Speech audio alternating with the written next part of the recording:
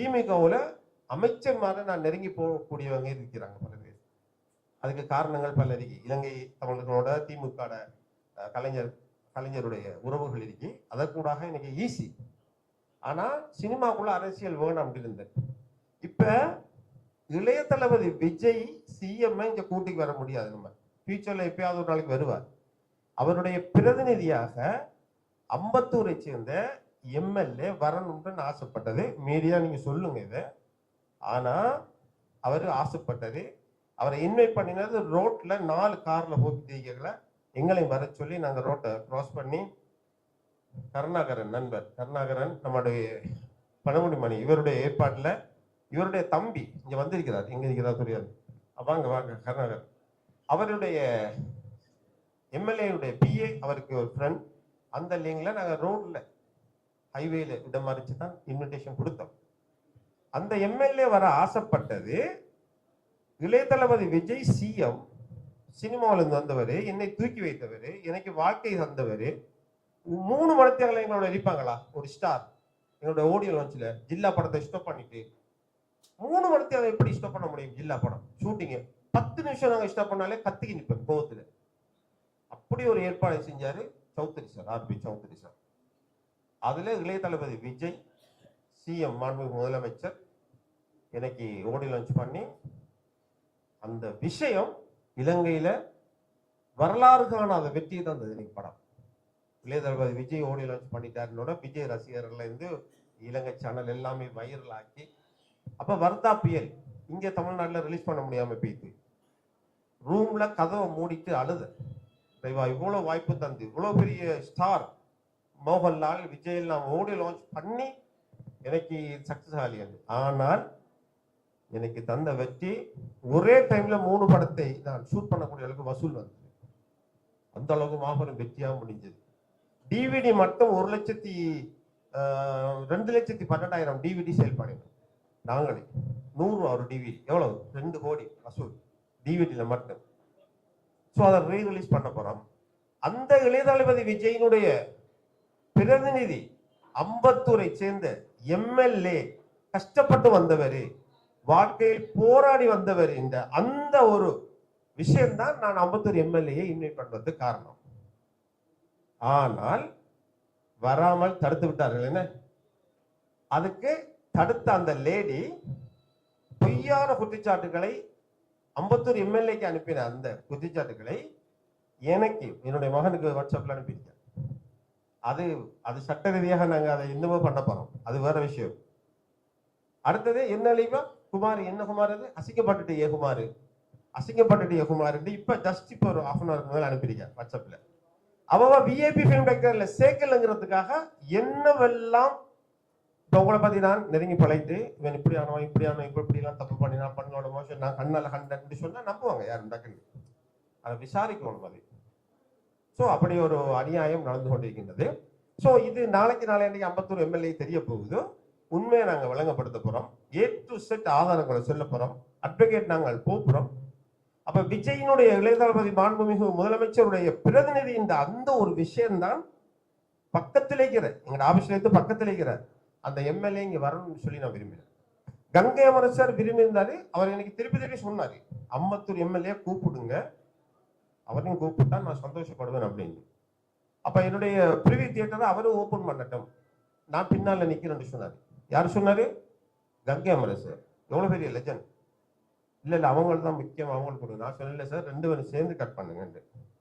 So அவரு வரவிடாமல் இப்ப தடுத்துட்டாங்க. தற்காலிக வெற்றி மாதிரி ஒரு சந்தோஷம். நக்கல் பண்றாங்க எங்களோட வீட்டை இருந்து எங்களோட இருந்து ஒன்றா சாப்பிட்டவங்க தான். அவங்களுக்கு அந்த பதவிகள் உரிய இடங்கள் கொடுக்கல, கொடுத்திருப்போம் அடுத்த மாசம். அதுக்கடையில் அவசரப்பட்டாங்க. எல்லா புகழும் இறைவனுக்கு. இறைவன் நினைக்காமல் எங்களை யாரும் நெருங்க முடியாது, எங்களுக்கு தீங்கு செய்ய முடியாது. அடுத்ததாக சாரா சுருதி அப்பாவும் சாரா சுருதியும் சேர்ந்து எங்களுக்கு அழகான சாங்கோட தாங்க தந்து முடிய எங்களோட சுதா, அன்பு தங்கச்சி சுதா கொஞ்சம் வந்து போங்க. சுதா அமைச்சராக கூட ஆகிறது கொஞ்சம் முந்தி சேர்ந்திருந்தால் நிச்சயமாக எம்எல்ஏ இல்லைன்னு சொல்லுவீங்களா? தெரிஞ்ச முகம். தெரிஞ்ச முகம், தெரியாத முகமே வந்துச்சு. யாருன்னு தெரியாமே, ஆனா தெரிஞ்ச முகம் அமைச்சராக கூட வந்திருப்பார். நிச்சயமாக உங்களுக்காக நாங்க இறங்கி விற்பா வேலை செய்வோம். ஏண்டா இவர் ஒரு நல்ல மனிதர். எப்படின்னு சொன்னா நீங்க பழைய பாருங்க, நான் எந்த ஒரு பெருமையும் இல்லை.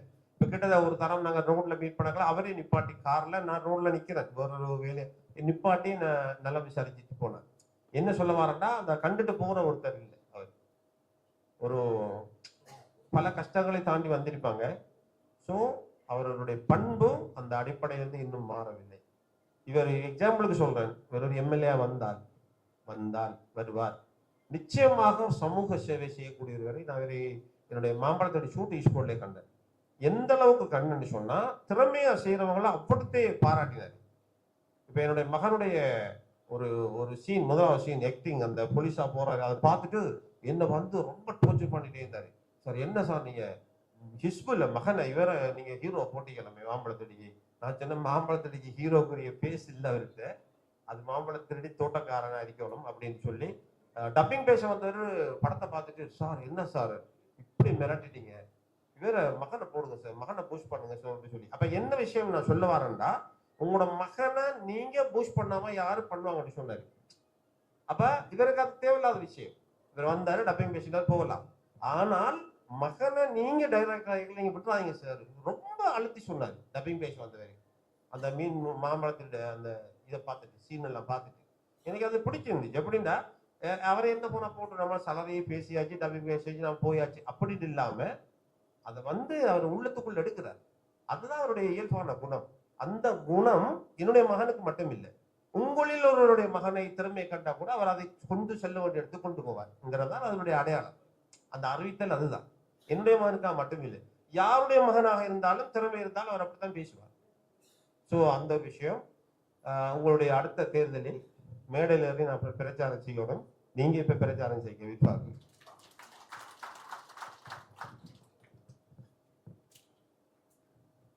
எனக்கு உடு கொடுத்த உயிர் கொடுத்த தாய் தந்தையருக்கு என்னுடைய முதல் வணக்கம். என்னை சினிமாவிலும் அரசியலிலும் அறிமுகப்படுத்திய புரட்சி கலைஞர் எங்கள் ஆசான் சொக்க தங்கம் கேப்டன் அவர்களுக்கு என்னுடைய இரண்டாவது வணக்கம். இங்கு வருகை தந்திருக்கும் உங்கள் அனைவருக்கும் என்னுடைய மூன்றாவது வணக்கம். பேச்சில நிறைய இருந்தா எடுத்துக்குங்க, குறை இருந்தா மன்னிச்சுக்குங்க. Cinema powerful media. 1800 தோன்றிய அந்த cinema Charles Lumière brothers, Thomas Alva Edison அப்படின்னு அவங்களுடைய கண்டுபிடிப்புல இந்தியாவில் தாதா ஷாஹிப் பால்கே மூலமாக இந்த ஆலாம் ஆரா 1931 படம் வந்துச்சு. First sound film in India.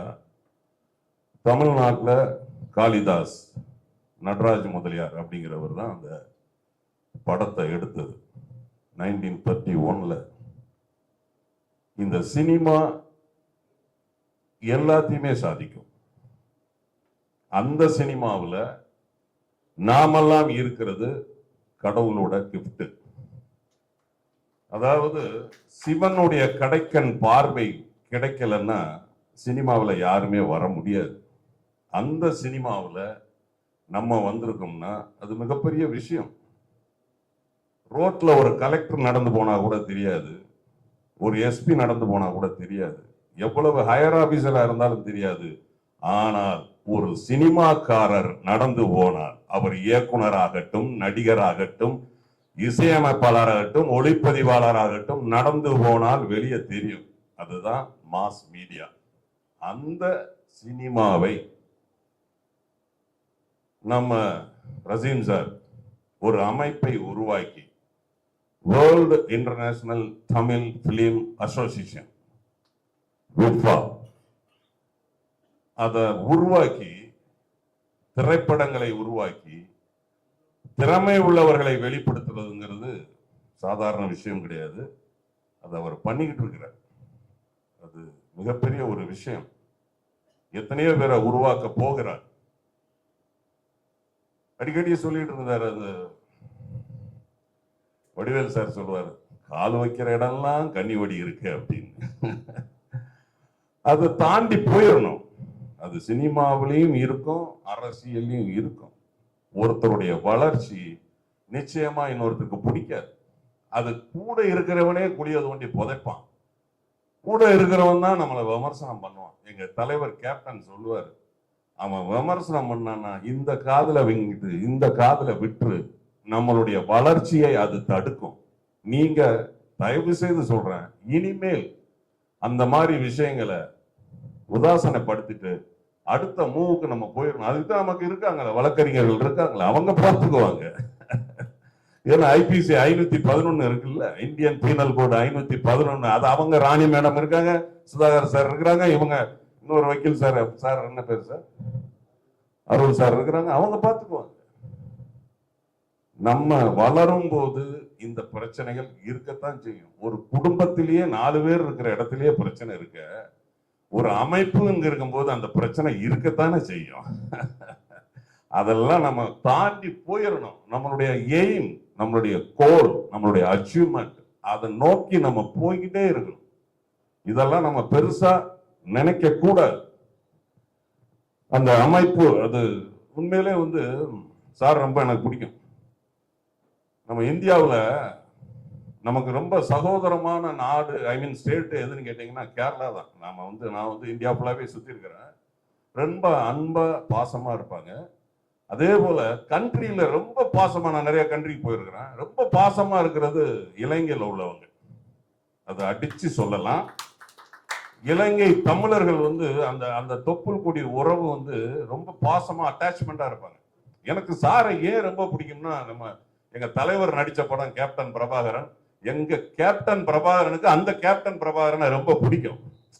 So அதனால எங்களுக்கு இலங்கை தமிழர்கள் என்றாலே ஒரு பாசம், ஒரு ஆசை வந்துடும். அந்த வகையில சாரை எனக்கு ரொம்ப பிடிக்கும்.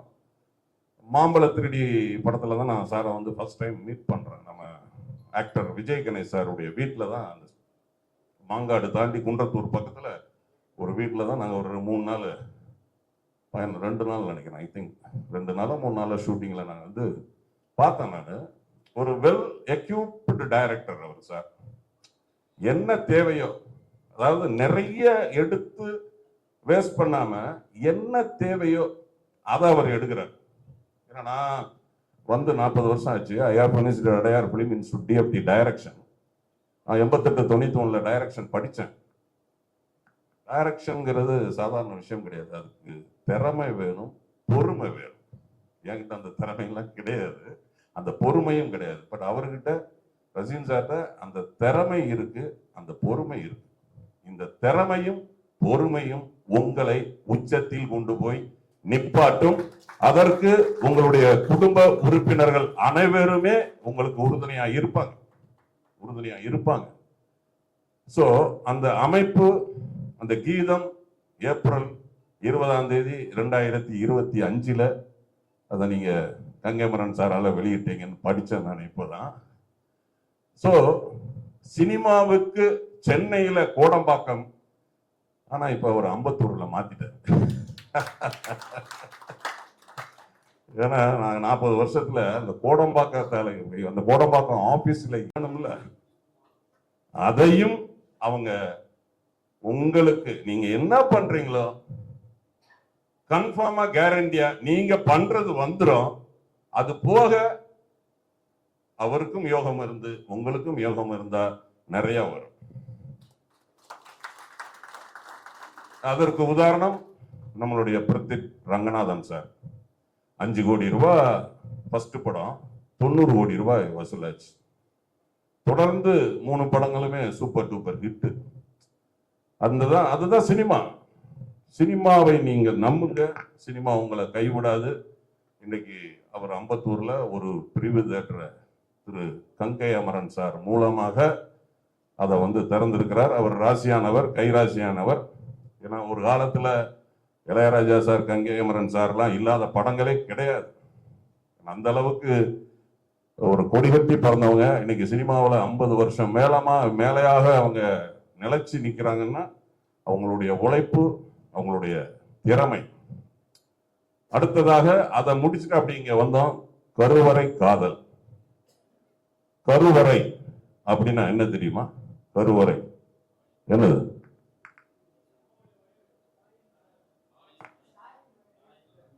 அது கருப்பை. கருவறைன்னா கோயில்ல இருக்கிற மூலஸ்தானம். கற்ப கிரகம் சமஸ்கிருதத்துல சொல்லுவாங்க, கற்ப கிரகம் அப்படிம்பாங்க. கருவறையில் காதல். எப்படி வித்தியாசமான ஒரு டைட்டில் வச்சிருக்காரு பாருங்க. மூலஸ்தானத்தில் ஒரு காதல். Super sir. கருவறையில் காதல் அருமையான டைட்டில். அது ஒரு தமிழ், சுத்தமான தமிழ் டைட்டிலுங்க அது. அதுதான் உண்மையிலே சொல்றேன். இலங்கை தமிழர்கள், நான் வந்து சிங்கப்பூர், மலேசியா, சிலோன்லாம் போயிருக்கிறேன். ஆங்கிலம் கலந்த வார்த்தைகள் அவங்க வாயிலே வராது. நம்ம தான் சாரி அப்படிமோ, தட்டுனா இடிச்சுட்டா சாரிமோ, அவங்க மன்னிச்சுக்குங்க அப்படின்னு. சிங்கப்பூர்லயும் அப்படிதான். அந்த தமிழ்காரங்கெல்லாம் பார்த்தோம்னா அந்த ஆங்கிலம் கலந்த அந்த உச்சரிப்பு வரவே வராது. சோ கருவறை காதல் ஒரு அருமையான ஒரு தமிழ். தமிழ் எனக்கு வராது, இல்லு வராது, ஏன்னா நான் திருநெல்வேலிக்காரன். ஆனா நானும் நம்மளுடைய மாண்புமிகு முன்னாள் முதலமைச்சர் திரு கலைஞர் அவர்களுடைய கதை வசனத்துல 2 படம் நடிச்சிருக்கிறேன். பொன்னர் சங்கர்னு ஒரு படம், பெண் சிங்கம்னு ஒரு படம். இது இந்த இடத்துல சொல்லி ஆகணும். இது அரசியல் கிடையாது, இருந்தாலும் சொல்லி ஆகணும். எனக்கு இந்த 2 படத்துல வாய்ப்பு கிடைச்சது. நான் போய் கேப்டன் போய் சொல்றேன். வேற யாரும் சொல்லி ஏதாவது பிரச்சனை வந்துடக்கூடாதுன்னு நானே டைரக்டா போறேன் கேப்டன். கேப்டன், ஒரு விஷயம் கேப்டன், கேப்டன் கலைஞர் கதை வசனத்துல பெண் சிங்கம்னு ஒரு படமும் பொன்னர் சங்கம்னு ஒரு படமும் எனக்கு நடிக்க வாய்ப்பு வந்திருக்கு. நான் நடிக்கலாமா வேண்டாமா? பயங்கரமா கோபம் வந்துச்சு அப்படின்னாரு. அவன் கலைஞர் கதை வசத்துல நடிக்கணும்னு நாயா அலைஞ்சிட்டு இருக்கிறான்.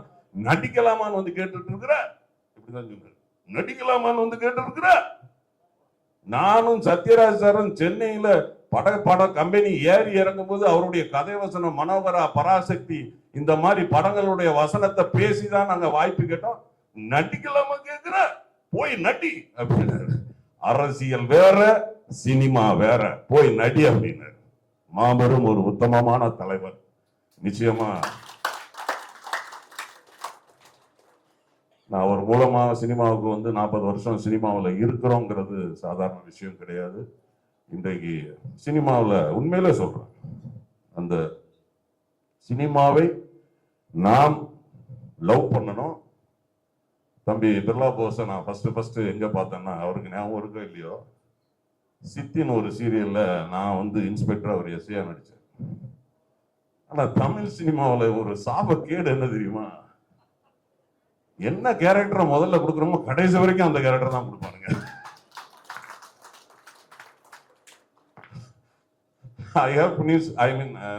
I have more than 347 movies, various language, Tamil, Telugu, Malayalam, Kannadam, Hindi.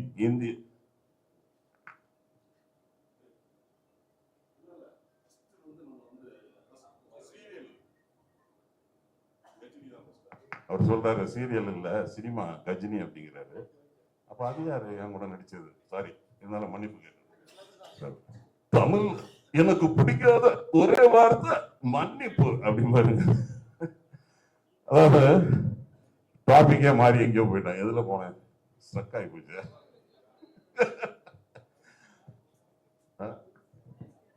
Police character கிட்டத்தட்ட ஒரு 347 படத்துல ஒரு 280-90 படம் போலீஸ் தான். ஒரு 3 செட் வச்சிருக்கேன் காக்கி ட்ரெஸ். போன் பண்ணும்போது கேட்டுருவேன் மேனேஜர்கிட்ட, சார் 2 ஸ்டாரா 3 ஸ்டாரா, ஏசியா, எஸ்பியா, என்ன பேட்ச் மாத்தணும்ல. தமிழ் சினிமாவில் சாபக்கேடு. ஒரு கேரக்டரை கொடுத்தா அதே கேரக்டர் தான் கடைசி வரைக்கும் அவன் டிஸ்கஷன்ல எழுதிடுவாங்க. மீசை Rajendran inspector, Birla Bose police inspector. சரி பரவாயில்ல, இது எதா இருந்தாலும் சரி. சார் இந்த படத்துல என்ன சார் எங்களுக்கு நல்ல போலீஸ் இல்லையா? ஹீரோயின் ஃபேமிலியில ரொம்ப ரொம்ப டஃப்பான ஒருத்தர். நான் என்னன்னு சொல்லல, ஹீரோயின் ஃபேமிலியில ஒரு டஃப்பான ஒருத்தர். சார் வந்து ஒரு இதுவரைக்கும் பார்க்காத ஒரு கேரக்டர், டிஃபரெண்டான ஒரு கேரக்டர். இங்க சிலர் வந்து படத்துல படம் ஃபுல்லா வருவாங்க, சிலர் கொஞ்சம் வந்தாலும் நச்சுன ஞாபகம் இருக்கு. இவர் ஃபுல்லா இல்ல, ஒரு படம் ஆஃபுக்கு வருவார். ஆனா அவ்வளவுதான் அந்த படத்தினுடைய கதையோட சேர்ந்த ஒரு இம்பார்ட்டன்ட். இவர் வந்ததால தான் படமே டேர்னிங் பாயிண்ட் ஆகும். ஃபர்ஸ்ட் ஹாஃப்ல வந்து கொஞ்சம் கெப் போட்டு திருப்பி வருவார். ஸோ ஒரு அருமையான கதாபாத்திரம் நான் நம்புகிறேன். சாரை பற்றி ஒரு ஒரு விஷயத்த சொல்லணும், முக்கியமான விஷயத்த. சரி, நீங்க பேச முடியுங்க.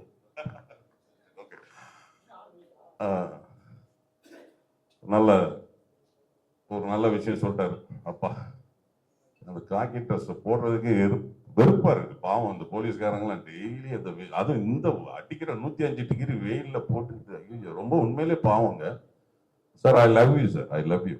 ஏன்னா அருமையா கேரக்டரை மாத்தி கொடுத்தாரு. சிவாஜி இல்லையா? Super sir. அதை அரெஸ்ட் பண்ணி கொண்டு வந்தது ஃபர்ஸ்ட் சீனு. நான் சார்கிட்ட சொன்னேன், சார் உங்க படம் தளபதிலாம் நான் காலேஜில் படிக்கும்போது போலீஸ்கிட்ட அடி வாங்கி நான் வந்து படம் பார்த்தேன் சார். இன்னைக்கு அந்த போலீஸ் கேரக்டரை உங்களை அரெஸ்ட் பண்ணி கூட்டு போறேன் சார், ரொம்ப தேங்க்ஸ் சார் அப்படின்னு. ஏன் ஏன் ஏன் ஏன் ஏன் எனக்கு ஏன் தேங்க்ஸ் சொல்றீங்க? சங்கர் சார் சொல்லுங்க, அவர் தானே உங்களை கூப்பிட்டது அப்படின்னாரு. போலீஸ் அதில் சொல்லுவோம், பத்திரிகைக்காரங்க இருக்காங்க, டிவிக்காரங்க இருக்காங்க, உங்களை எப்படியே கூப்பிட்டு போனா தமிழ்நாடே கொந்தளிக்கும். ஸோ உங்க ஃபேஸை கவர் பண்ணணும் அப்படின்னு.